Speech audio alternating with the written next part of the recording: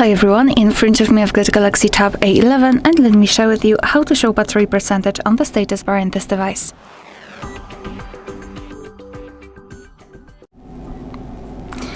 So let's begin with opening the settings.